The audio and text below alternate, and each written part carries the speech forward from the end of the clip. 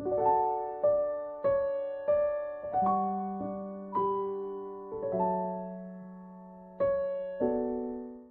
지난주 설교를 기억하십니까?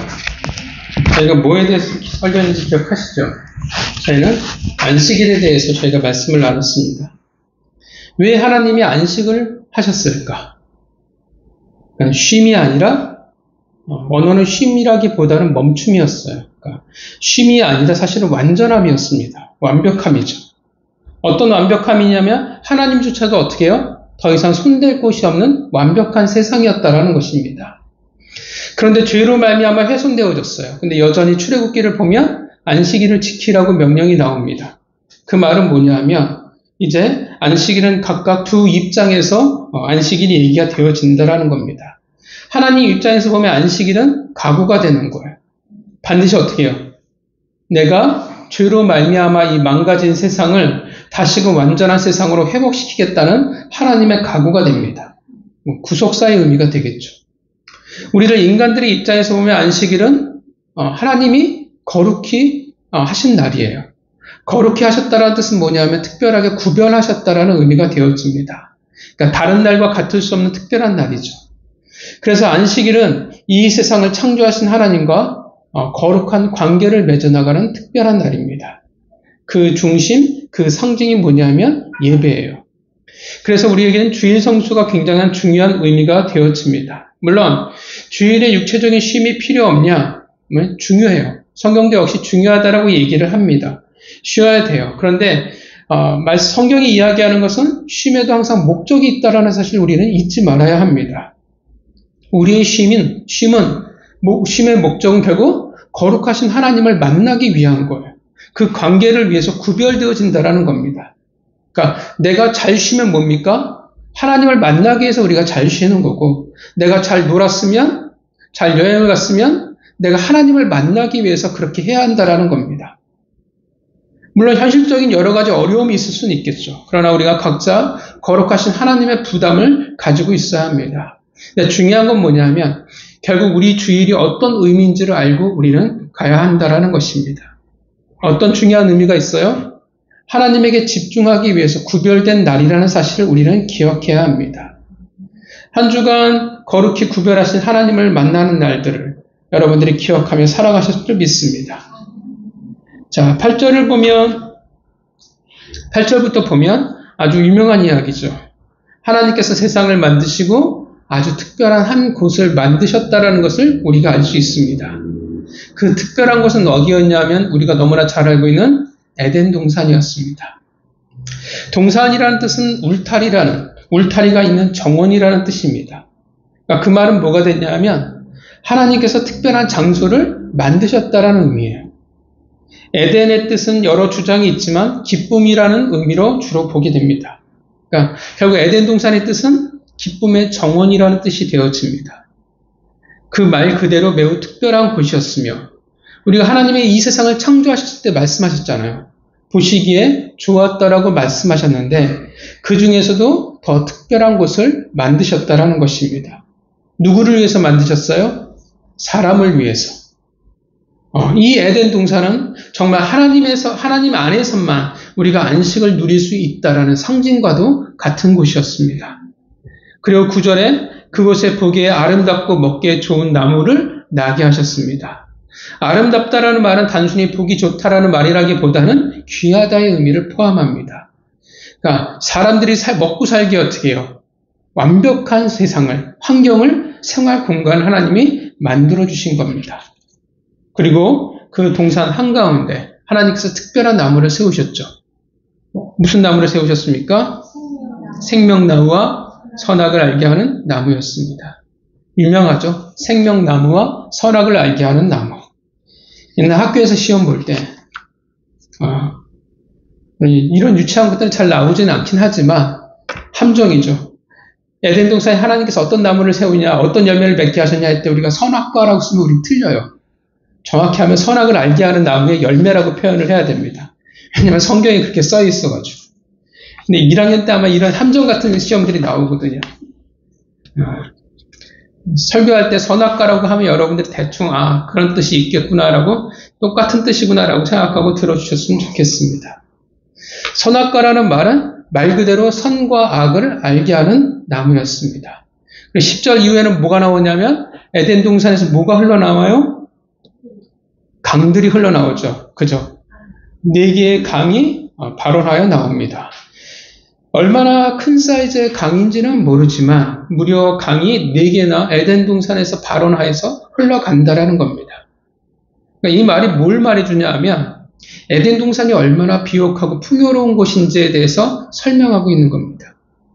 그 강의 이름은 비손, 기온, 힛데겔, 유브라데였습니다. 여기서 익숙한 이름은 딱 하나죠. 어떤 강입니까? 유브라데예요. 왜냐하면 지금도 실제 있는 강이기 때문에 그렇습니다. 그래서 사람들이 유브라데 그 강 근처를 봐서 이쯤 어딘가가 에덴 동산이 아닐까라고 추측하고 연구하는 사람도 있는데 그게 무슨 의미가 있을까 싶긴 합니다. 왜냐하면 우리는 알 수가 없기 때문에 그래요. 어쩌면 풍요로운 강 줄기를 그 옛날부터 전해 내려오는 에덴 동산의 한 강의 이름으로 그냥 갖다 붙였을 수도 있습니다. 15절을 보면 경작이 무엇을 의미하는지는 잘 모르겠어요. 근데 지키다의 의미에도 경작의 의미가 똑같이 또 들어갑니다. 그것을 보면 관리하다 정도로 해석할 수 있을 거라 생각을 합니다. 그 말은 뭐냐 하면 에덴 동산은 그냥 놀고 먹는 곳은 아니었다라는 겁니다. 역할이 있었다라는 거죠. 근데 사실 맞는 말이 사람을 창조할 때 하나님께서 어떻게 해요? 이 세상을 맡기기 위해서, 관리하기 위해서 창조하셨다라고 그래요. 하나님의 형상을 이어받은, 우리가 지음받은 존재이기 때문에 그 역할을 우리가 부여받을 수밖에 없는 겁니다. 그런데 16절에 되게 에덴 동산에 대한 설명들이 되게 좋잖아요. 분위기가 되게 좋은데 한 가지 복선이 이제 깔리게 됩니다. 그죠? 16절에 뭐가 나와요? 16절에 뭐라고 말합니까?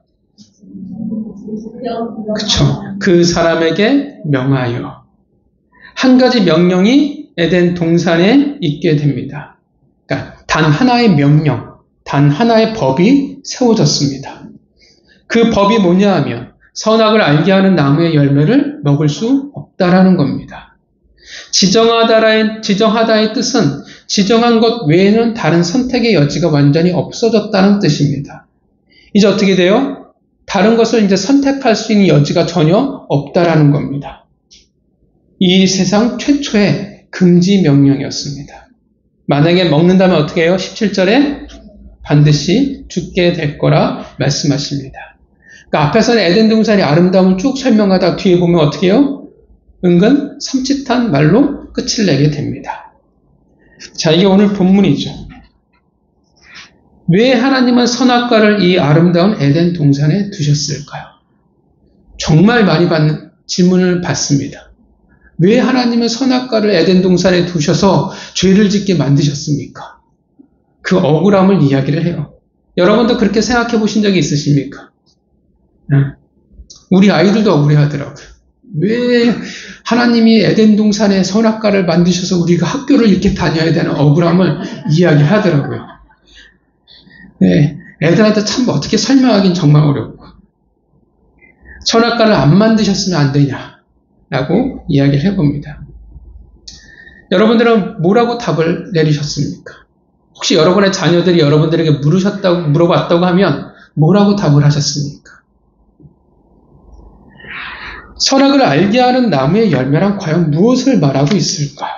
여러분, 여러분이 생각하는 선악과는 어떤 모습입니까? 어떤 나무예요? 아마 비슷한 상상을 우리가 하게 될 것 같은데 동산 한가운데 왠지 공터가 있는 것 같고 영화의 한 장면처럼 모든 나무가 선악과를 그 나무를 둘러싸고 있는 듯하고 하늘에서 어떻게 해요? 빛이 마치 거기에서 비춰져서 영롱한 빛이 나는 신비로움이 가득한 나무 그리고 그 열매는 마치 뭐와 같으냐면 사과와 같은 모습일 거라 우리는 보통 생각할 겁니다. 그래서 우리는 어떤 생각을 하게 되냐면 선악과는 매우 특별한 나무이고 특별한 열매라고 우리를 생각한다라는 것입니다. 하나님의 특별한 능력을 부여하셔서 그 열매를 먹으면 어떻게 해요? 뭔가 특별한 일이 일어날 거라 생각을 한다라는 겁니다. 그 열매를 먹으면 힘이 날 것 같기도 하고 어떤 특별한 능력이 생기는 그런 특별한 나무, 품종이라고 생각한다라는 겁니다. 근데 우리가 알아야 할 것은 하나님께서는 선악을 알게 하는 나무를 특별히 창조하신 것은 결코 아니라는 겁니다. 그러니까 선악을 알게 하는 나무라는 품종을 하나님 만드신 게 아니에요. 그런 종류를 만들어내신 게 아니에요. 그럼 이제 심각한 문제가 생기거든요. 신학적인 오류가 벌어집니다. 어떤 문제가 생기겠습니까? 하나님이 선악을 알게 하는 나무라는 어떤 품종을 만들어버리면 그 열매에 특별한 힘을 담기게 하셨다면 어떤 문제가 생길까요? 어떤 문제가 생길까요? 하나님이 악을, 죄를 이 세상에 만들어 놓으신 게 되어져요. 그러니까 죄의 원인이 누가 되어져요? 하나님이 되어진다는 심각한 문제가 생깁니다. 그래서 안 돼요. 그렇게 설명해요. 하나님은 선악과라는 특별한 나무나 열매를 창조하신 것은 아니에요. 특별하게 만드시지 않았어요. 창조하신 것이 아니라 정확히 어떻게 했냐면 지정하신 겁니다. 쉽게 말하면 어떤 말이 되겠습니까? 에덴 동산의 수많은 나무들 중에서 하나를 하나님이 지목하신 거예요. 앞으로 이 나무를 뭐라고 불러요? 선악을 알게 하는 나무라고 부르겠다라고 하나님이 지정하신 거예요. 그러니까 어떻게 되겠어요? 이 나무에 능력이 있을까요? 그 열매에 능력이 있을까요? 없는 거예요. 똑같은 거예요. 그냥 사과라고 하면 그냥 평범한 사과하고 똑같은 거예요. 복숭아라고 하면 그냥 똑같이 복숭아가 되는 거예요. 특별한 능력이 없어요. 하나님이 오직 지정하셨을 뿐이라는 것입니다. 그러니까 이런 의미가 돼요. 하나님 나무가 아니어도 상관이 없어요. 돌을 지정하면 어떻게 되겠어요? 그거는 선악석이 되겠죠. 만약 시냇물을 지정하시면 어떻게 돼요? 선악천이 되는 거예요. 물고기를 지정하시면 선악어가 되는 거예요. 그러니까 어떤 특별한 품종이 아니라는 거예요. 지정하신 거예요. 그리고 말씀하십니다. 이 나무의 열매는 절대 먹지 말라. 세상 모든 것들 중에서 오직 에덴 동산에 두신 유일한 금기였습니다. 절대 먹어서는 안 되는 열매였어요. 그럼 왜 하나님께서 선악을 알게 하는 나무를 지정하셨을까요? 왜 에덴 동산에 선악을 알게 하는 나무가 필요했을까요? 이 나무가 있음으로 뭐가 생기기 시작했냐면 지켜야 할 것과 아닌 것이 구분이 되기 시작을 합니다. 먹어야 할 것과 아닌 것. 하나님의 법을 내가 지키냐 아니냐의 기준이 만들어졌다는 거예요. 그러니까 선택이라는 것이 생겨버렸어요. 어떤 이는 많은 사람들이 왜 굳이 사람에게 선택의 여지를 줬냐? 그래서 왜 죄를 저지를 수 있는 이유를 만드셨냐라고, 그래서 우리가 이 꼴이 되지 않았냐라고 억울해하는데, 그런데 앞서 우리가 설교를 들었지만 하나님이 우리를 어떻게 창조하셨어요? 하나님의 형상대로 창조를 하셨어요. 그 형상이라는 어떤 의미예요? 하나님이 가지신 여러 가지 내적인 모습들, 그것이 닮았다라는 뜻이 되어져요. 그런데 그 내적인 것의 대표적인 것 중에 뭐가 있었냐면 자유의지라는 게 있다라는 겁니다. 우리는 하나님을 닮았어요. 그 닮은 것 중에서 뭐가 있냐면 자유의지라는 것을 우리가 닮았다라는 것입니다. 자유의지가 있다라는 것은 되게 중요해요. 왜냐하면 자유의지가 있기 때문에 어떻게 돼요? 믿음이라는 관계가 가능해지는 거예요. 여러분, 로봇하고는 우리가 관계를 맺어나갈 수 있어요? 없어요. 우리는 로봇하고 관계를 맺어나갈 수가 없습니다. 그리고 관계라는 것을 형성할 수 있으니까 어떤 존재가 되어지냐면 소통할 수 있는 존재가 되어집니다. 그러니까 자유의지라는 것은 되게 중요하다라는 거예요. 또 말씀드리지만 자유의지의 정의는 우리가 자꾸 헷갈리니까 이 세상의 자유의지와 되게 다르다라는 것들을 우리가 기억해야 합니다. 이 세상에서 자유의지는 뭡니까? 내가 마음대로 선택하는 거예요. 근데 성경에서의 자유의지란 뭡니까? 내가 불순종할 수 있는데 어떻게 해요? 불순종하지 않고 순종을 선택하는 것을 우리는 자유의지라고 말을 합니다. 이해하시죠? 근데 늘 말씀드리지만 우리는 고정관념, 내가 먼저 들어와 있는 개념이 잘 바뀌지가 않아요. 무수히 반복을 해야 우리의 생각이 바뀌게 됩니다. 자, 선악과를 왜 두셨습니까? 아까 자유의지를 얘기했죠. 그래서 선악과는 뭐냐면 내가 하나님을 따르냐 아니냐의 기준이 되는 거예요. 기준으로서 선악과가 거기에 있다라는 것입니다. 우리는 자유의지를 가진 존재로서 이 땅에 지음을 받았습니다. 그렇다면 어떤 뜻이 되어지냐 하면 선택이 가능한 존재라는 거예요. 하나님을 내가 제대로 내가 믿고 섬기고 살아가는지, 믿고 있는지, 내가 사랑하고 있는지, 하나님을 내가 그 주권 아래 내가 살아가고 있는지 인정하고 있는지, 내가 하나님을 존중하고 있는지, 순종하고 있는지. 그렇다면 뭐가 필요하겠어요? 뭐를 통해서 내가 하나님에게 순종하냐 아니냐를 알 수 있어요. 뭐를 통해서 내가 하나님의 주권 아래 살아가고 있냐 아니냐를 알 수 있겠어요. 뭐가 필요해요? 기준이 필요해요. 기준이 있어야 뭐가 증명이 돼요. 내가 자유의지를 가지고 있으니까 내가 올바른 것을 선택하고 내가 살아가고 있다라는 것을 내가 증명할 수가 있다라는 겁니다. 자유의지를 가진 존재로서 내가 무엇을 선택했는지가 어떻게 해요? 드러나게 되는 거예요. 내가 하나님의 주권을 인정하고 있는지 아닌지는 결국 뭔가가 있어야, 기준이 있어야 그것을 알 수가 있다라는 겁니다. 선악과는 기준이에요. 증명하는 거예요. 하나님 앞에서 어떻게 해요? 내가 표현하는 겁니다. 내가 당신의 말씀을 들으며 살아가고 있습니다. 내가 여전히 어떻게 해? 내가 자유의지를 가진 존재로서 나는 당신의 그늘 아래 머물며 살아가고 있습니다. 여러분, 선악과의 선과 악이 뭡니까? 선과 악이 뭘까요? 착하다, 나쁘다를 말할까요? 아니죠. 여기에서 선은, 여기에서 악은 단지 도덕적인 혹은 사회적인 것들을 말하지 않습니다. 기준이 뭐냐 하면 하나님이에요. 그래서 하나님이 원하시는 대로 행동하면 선이에요. 근데 하나님이 원하시는 대로 행동하지 않으면 악이에요. 그러니까 마치 뭐와 같으면, 여러분 기억하십니까? 여러분들 새신자 여러분 오실 때 공부했던 것. 전도할 때 뭐가 어려우냐면 당신은 죄인입니다라고 하면 사람들이 되게 기분 나빠요. 왜냐하면 열심히 살았는데 나는 법을 어긴 적이 없는데 나는 착한데 왜 죄인이냐라는 거죠. 거의 기준이 뭐예요? 죄인의 기준이. 하나님과 상관이 없으면 어떻게 해요? 다 죄인이에요. 이 세상에서 내가 100억을 사회를 재능을 기부하고 돈을 기부하고 뭘 아무리 착한 일을 다 해도 하나님과 상관이 없으면 어떻게 해요? 죄인인 거예요. 똑같아요.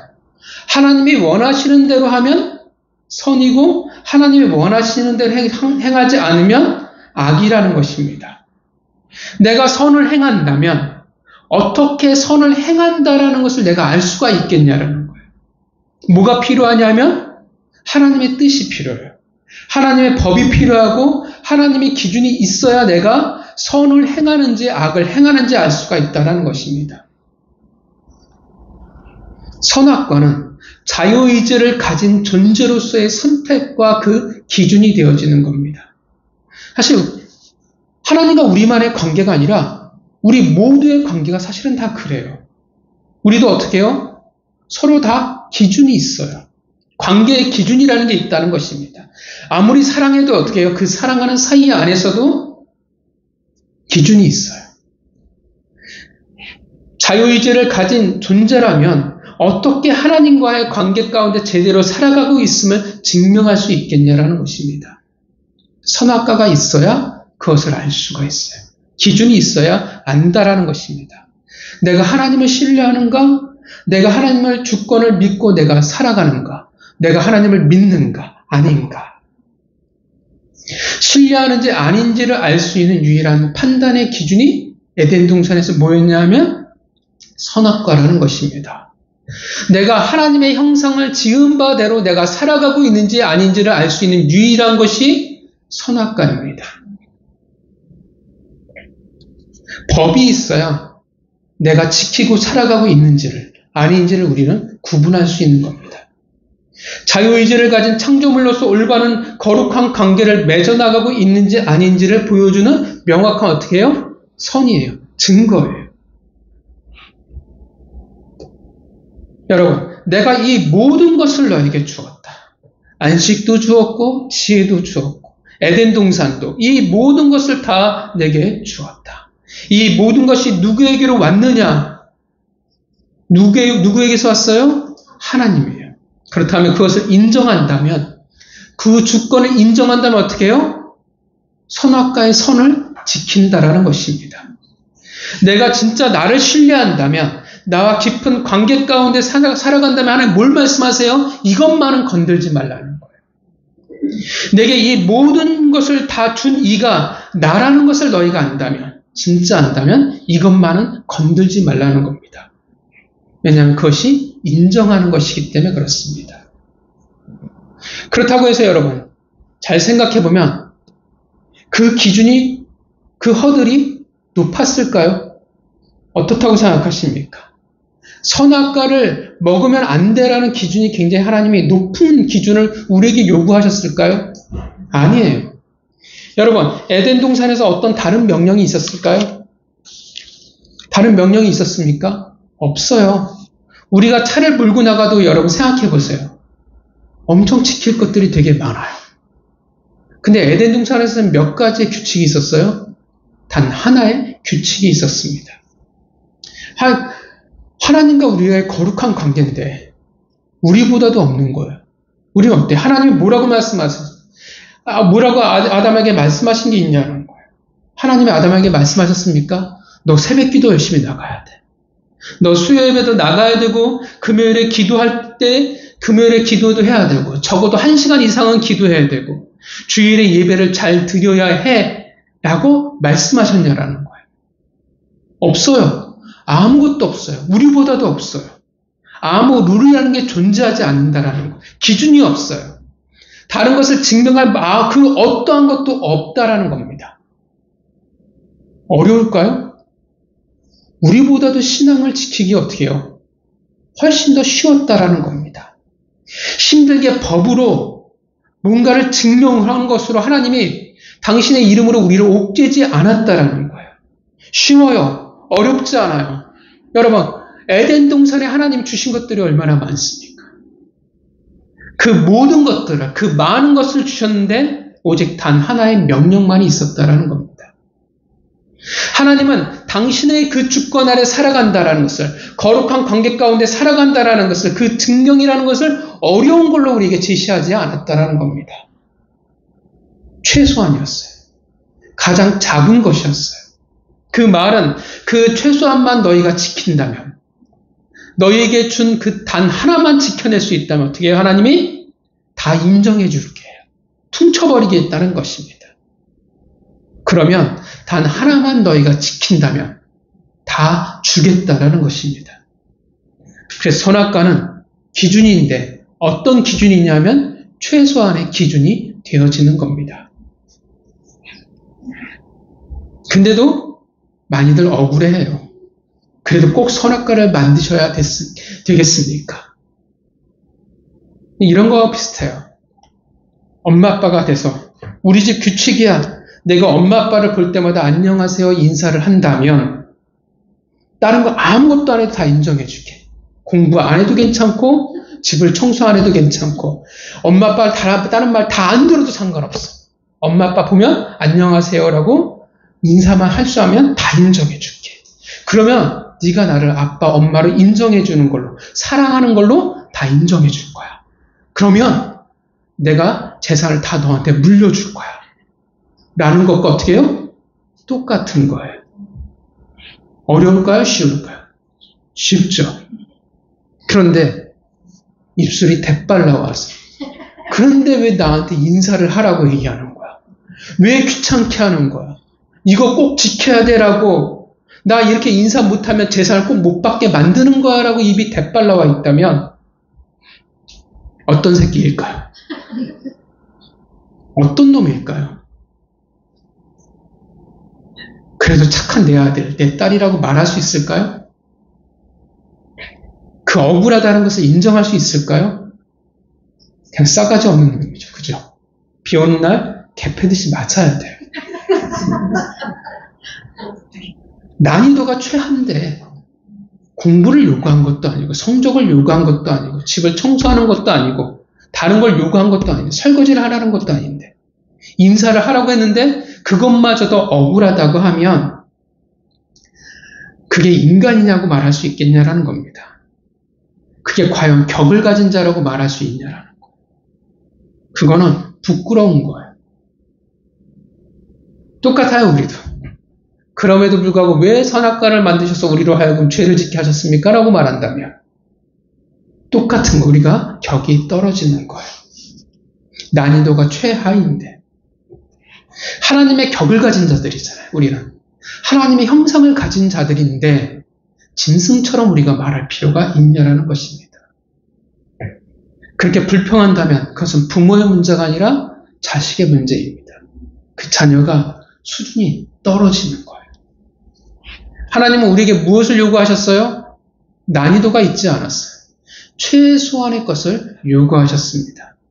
하나님의 형상을 가진 자로서, 격을 가진 존재로서의 최소한이었습니다. 그런데 그럼에도 불구하고 먹겠다고 한다면, 그럼에도 불구하고 먹는다면 어떤 의미가 되겠습니까? 물론 규칙이라는 것이 인간에게 쉽지는 않습니다. 특히 지금처럼 죄성이 분명한 시대를 살아가는 우리에게는 쉽지는 않아요. 근데 가장 낮은 수준이잖아요. 가장 최소한의 규칙이잖아요. 하나님이 주시는 것에 비해서 별 볼 일 없는 거였잖아요. 그런데 그것을 어겼다면 어떤 의미가 되겠습니까? 그 최소한 만큼도 하나님을 존중하지 않는다라는 것입니다. 그 최소한 만큼도 하나님과의 관계를 맺어나갈 생각이 없다라는 뜻이에요. 무시하는 거예요. 그 최소한 만큼도 하나님의 권위와 주권을 내가 무시하겠다라는 것입니다. 아빠, 엄마가 하루에 한 번만이라도 인사하면 되라고 얘기하는데 그 최소한을 듣지 않는다면 그 부모를 그만큼도 인정하지 않겠다라는 것입니다. 입으로는 사랑을 한다고 말할지는 모르겠지만 사실은 사랑하지 않는 거예요. 결국 뭘 얘기하는 겁니까? 하나님은 내 인생의 주권자가 아니라는 거예요. 내 인생의 주권은 누구에게 있어요? 나에게 있다라고 말하는 겁니다. 증명하는 거예요. 내 마음대로 하겠습니다. 하나님의 형상대로 살아가는 것이 아니라 나는 내 형상대로 살아가겠습니다라는 단호한 의지가 되는 것입니다. 여러분, 하나님은 우리를 당신의 형상대로 지으셨습니다. 믿으십니까? 그 말은 유일하게 하나님과 소통할 수 있는 존재예요. 유일하게 하나님과 거룩한 믿음의 관계를 맺어나갈 수 있는 존재로 우리를 창조하신 겁니다. 내가 그것을 진짜 믿는다면, 정말 하나님의 주권 아래 살아가길 바란다면, 그 형상대로 살아가길 원한다면 우리는 지켜야 하는 것입니다. 하나님이 세우신 법에 우리는 순종해야 하는 것입니다. 믿으십니까? 사람들과의 사귐에도 다 지켜야 할 것들이 있습니다. 상대방을 어떻게 해요? 사귄다고 해서 우리는 막대하는 게 아니에요. 우리는 존중이 있어야 됩니다. 우리에게 매너가 있어야 한다라는 거예요. 우리가 서로 살아감에 있어서 그것이 무엇이 되어지냐 하면 법이 되어지는 겁니다. 지켜야 돼요. 더군다나 하나님과의 관계에 있잖아요. 그 하나님과의 관계인데 하나님에 대한 최소한의 존중은, 순종은 우리에게 있어야 한다는 것입니다. 기준을 주셨다고 해서, 하나님이 법을 주셨다고 해서 우리가 억울해할 필요가 없다는 것입니다. 왜냐하면 하나님의 형상이라는 것이 정말 중요하기 때문에 그래요. 하나님의 형상이라는 그 말에는 사랑이 있다는 것입니다. 사랑이라는 관계에 있어서는 지킨다라는 것이 억울하지 않아요. 왜냐하면 그것이 사랑이기 때문에 그래요. 사랑이라는 관계인데 내가 그것이 법이라서, 룰이라서 어쩔 수 없이 지킨다라는 말이 성립이 안 되기 때문에 그래요. 그러니까 무슨 말이냐면 결혼을 했어요. 결혼을 하면 어떻게 돼요? 오직 한 남자 한 여자예요. 근데 결혼이라는 굴레, 그 법이 있기 때문에 내가 바람을 피지 않는 거야 라고 하면 어떻게 돼요? 말이 안 맞는 거예요. 뭔가 법을 지켰다고 이야기할지 모르지만 뭔가 다른 거예요. 사랑하니까 어떻게 해요? 오직 한 사람이어야 되는 겁니다. 법이기 때문에 내가 바람을 피울 수 없어. 그래서 내가 한 사람과 살아간다는 말은 안 맞는다라는 거예요. 사랑하니까 내가 한 사람인 거지. 내가 어쩔 수 없이 법을 지켜야 하기 때문에 바람을 피울 수 없어. 그래서 한 사람이야 라고 하면 이미 틀린 거예요. 그 사람은 어떻게 해요? 사랑이라는 관계 때문에 부부의 삶을 지켜내는 게 아니에요. 법이라는 것 때문에 지키는 거예요. 그러면 삶의 질이 달라지는 거예요. 사랑하는 게 아니라 법으로 지켜야 한다면 그 부부의 관계가 얼마나 고통스러워지겠습니까? 온전한 사랑이 아니니까 고통이 될 수밖에 없어요. 하나님의 최소한의 그 법과 기준을 지키는 게 왜 억울해지기 시작하냐 하면 하나님의 사랑이라는 관계 속에서 지키는 게 아니라 자꾸 법으로 지키려고 하기 때문에 그래요. 선악과는 하나님의 바람입니다. 자유의지를 가진 자들, 당신의 형상을 가진 특별한 존재들이 하나님과 사랑이라는 관계 가운데 머물게 하기 위함이었어요. 사랑이니까 하나님은 엄청난 희생을 요구하시지 않았습니다. 최소한의 기준만을 두셨습니다. 내가 누리는 이 모든 것이 하나님께로부터 온 것이라는 것을 인정하는 것. 내가 아버지를 닮았으니까, 사랑하니까 그 말을 믿고 살아가는 것. 그래서 우리는 하나님의 말씀을 지키고 순종합니다. 내 안에 하나님이 있어요. 내가 하나님을 믿습니다. 그래서 어떻게 합니까? 입술이 아니라 내가 선악과를 지켜나갈 때 우리는 알 수가 있는 겁니다. 아담과 하와가 하나님의 그 최소한의 기준과 그 권위를 인정하였다면, 진짜 그들이 하나님을 진짜 사랑했다면 그들은 그 최소한의 기준에 순종했을 것입니다.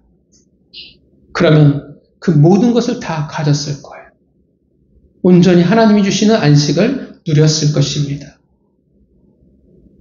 어마어마한 은혜를, 비교할 수 없는 은혜를 그들이 가지게 되었을 것입니다.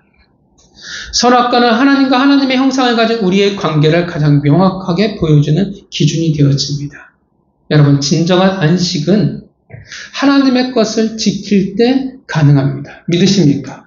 우리가 그 관계를 떠난다면, 그 기준이 싫어서 내 마음대로 하고자 한다면 잠시간의 자유를, 선택을 누릴지는 모르겠지만 곧 창세기 1장에서 우리가 설교를 들었듯이 혼돈과 공허와 어둠을 경험하게 될 것입니다.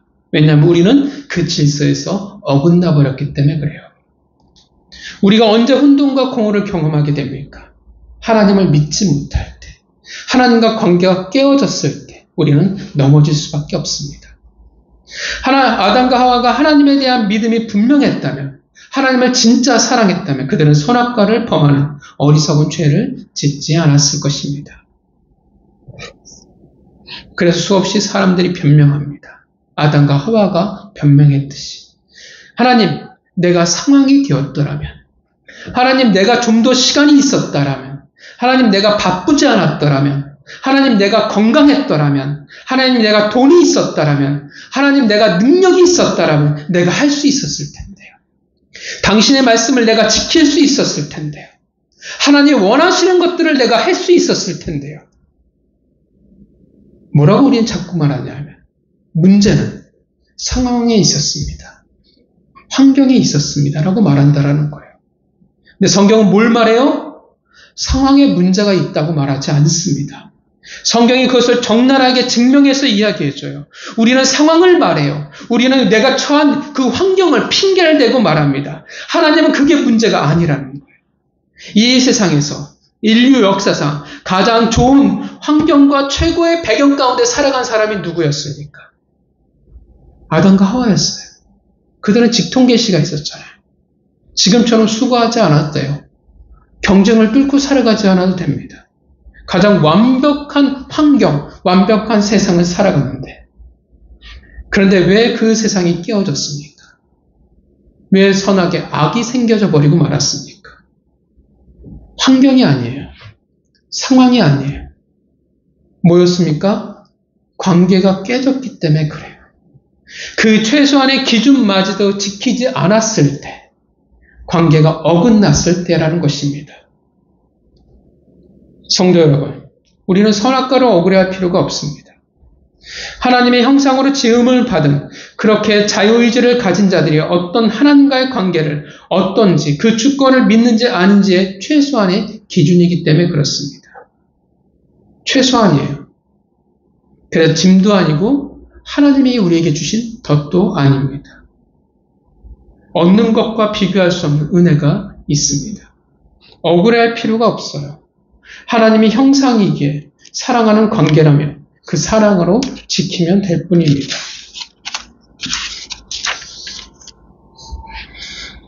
여러분, 선악과를 통해서 하나님 무엇을 말씀하고 계십니까? 하나님의 형상으로 지음을 받은 우리는 복을, 안식을 무엇으로 누릴 수 있냐라는 거예요. 복과 안식을 무엇으로 누릴 수 있어요? 상황이 아니라, 환경이 아니라는 거예요.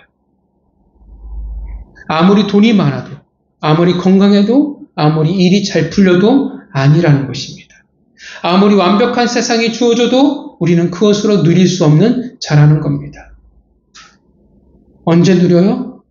올바른 관계를 맺어나갈 때. 그게 어떻게 증명이 되어져요? 하나님의 주신 기준을 어떻게 우리가 지켜나갈 때, 순종할 때, 우리는 그럴 때 올바른 관계를 맺어나갈 것이며, 우리는 그러할 때 하나님의 복과 안식을 누릴 수 있다는 것입니다.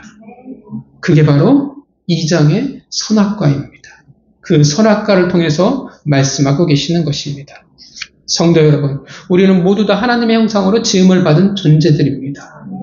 우리에게 하나님은 자유의지라는 거룩한 하나님의 것을 허락하셨습니다. 그렇다면 여러분들은 무엇을 선택하시겠습니까? 내 눈앞에 있는 잠깐의 자유를 선택하시겠습니까?